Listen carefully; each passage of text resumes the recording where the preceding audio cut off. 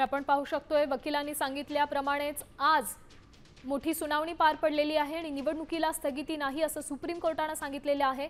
OBC आरक्षणासह एकूण आरक्षण 50%च्या मर्यादेतच ठेवण्याचे निर्देश सुप्रीम कोर्टाने दिले होते आणि ज्या ठिकाणी 50%च्या मर्यादा ओलांडलेल्या आहेत त्या ठिकाणी निवडणुका होणार नाहीत। इतर निवडणुका ठरलेल्या वेळातच होतील असं सुप्रीम कोर्टाने आजच्या सुनावणीत सांगितलं। या संदर्भात याचिकाकर्ते राहुल वाघ यांच्यासोबत बातचीत केलेली आहे, ते काय म्हणतात पाहूया।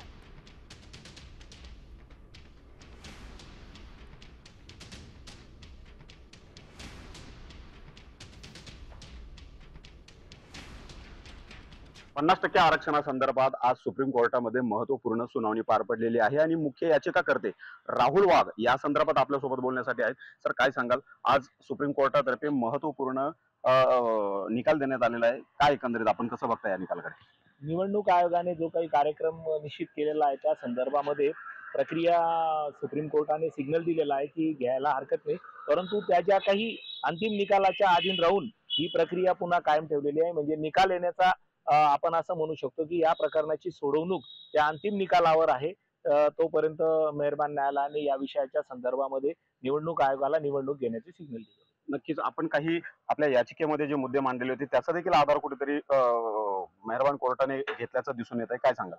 बांटिया आयोगाच्या संदर्भामध्ये आपण म्हटलेलंच होतं की मुळात काय के कृष्णमूर्तीने जे काही ट्रिपल टेस्ट सांगितलेला होता, डेडिकेटेड कमिशन असेल किंवा एम्पेरिकल डेटा असेल आणि 50%ची कॅपिंग असेल, तर या संदर्भामध्ये डेटा असल्याशिवाय प्रक्रिया पुढे जाणं शक्य नव्हतं।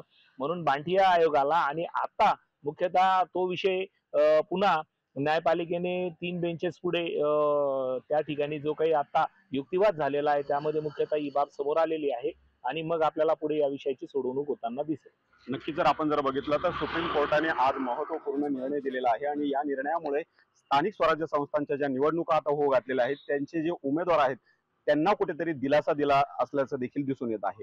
डोळ्यावरनं भूषण आहे रे, साम टीव्ही न्यूज।